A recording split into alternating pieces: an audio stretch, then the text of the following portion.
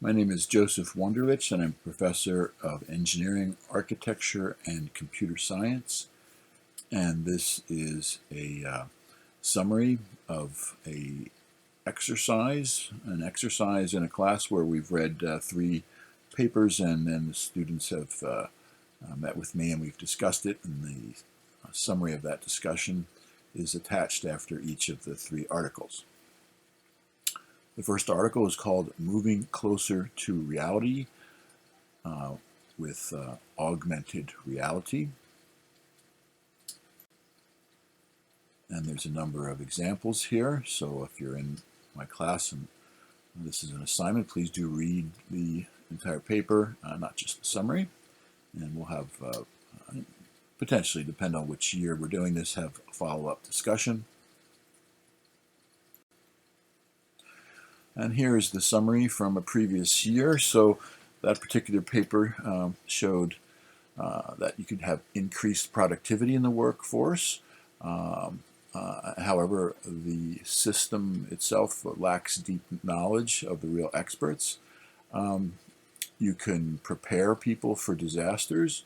However, the simulation could sometimes represent an incomplete scenario.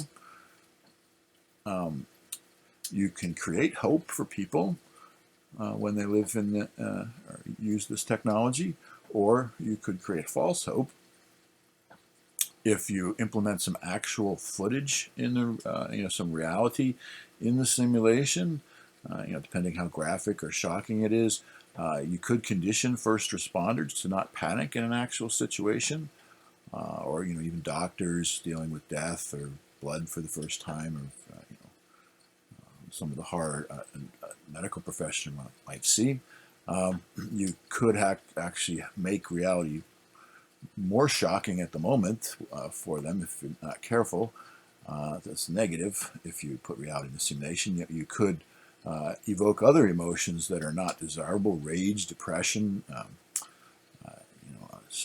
Be careful of how far you go with some of the graphic imagery and the context of it. This technology could be used to subliminally deliver a message. So you could overcome fears or addictions, similar to how hypnosis works, and recovery type methodologies. You also could use it for evil, to mentally program someone to commit some kind of deviant behavior, maybe even subliminally. You can create empathy. People actually learn to care more about victims, maybe through the simulation. Or you could desensitize people to the horror, where after a while they just don't care, they've seen too much.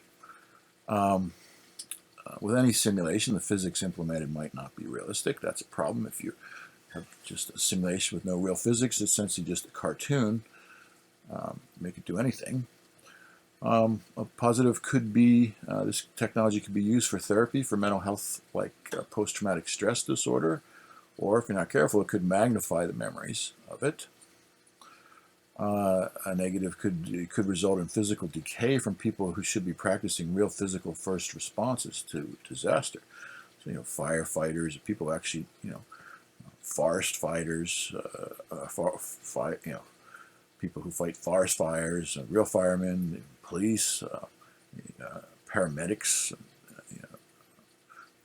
rescuing people out of ravines and things. If they're just doing everything in simulation, they could physically deteriorate, whereas perhaps other kinds of real-world training would be better. And lastly, you could accidentally prompt people to behave badly, similar to above the subliminal thing about people doing deviant behavior. But this last one, you could do that, possibly do it even on a mass scale. People were doing all this in some kind of large online gaming thing. Could promote revolution or anarchy or riots, or we'll leave that up to your imagination. So in the second article, we're looking at augmented reality for work. And here's a summary. not just for work things, but students mentioned that you could use this for looking through houses from far away, touring colleges. However, people might commit crimes or infringe on privacy.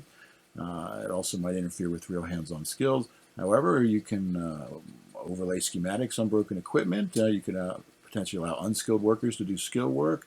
You can network people solving a problem all through the eyes of one person on the task. Maybe the task is in a hazardous place, and so you only want one person there. However, that can be a problem if the person's already skilled and doesn't need a lot of people talking in his ear and overlays on his eyes when he can do it in real time with his own skills in his own hands and whatever technology he chooses, he or she. The second article is about a gaming system by this individual. Read about him.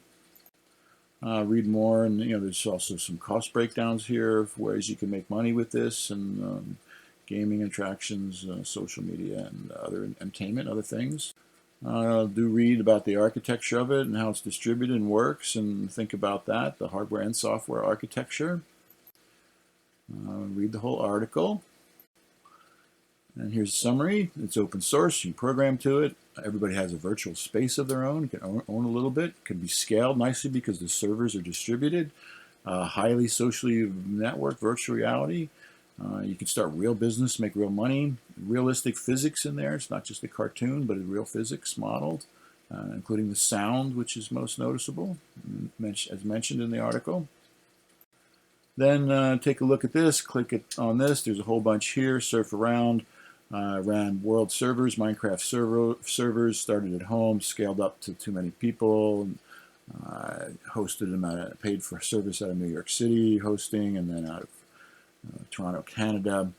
We had students in a bunch of different courses doing this, computer engineering and architecture, recruitment contests with high school students, towns built by students, and Japanese towns. And the Japanese towns actually aren't on the page here, but at the iterations of the Sports, Fitness, and Wellness Center, residential housing, all kinds of worlds, children from all over, survival and the creative worlds. My son went off and ran a faction server for a while, became a general, and did a whole thing there. That's another story. You can click on the talk and paper here. These two papers, the one was in London, England. The other one, I was a keynote speaker in Japan. And then my YouTube channel has a couple hundred videos. You can see all kinds of exciting builds and adventures there. We have virtual reality now in our lab, so you could take a click on the link there and see what's going on.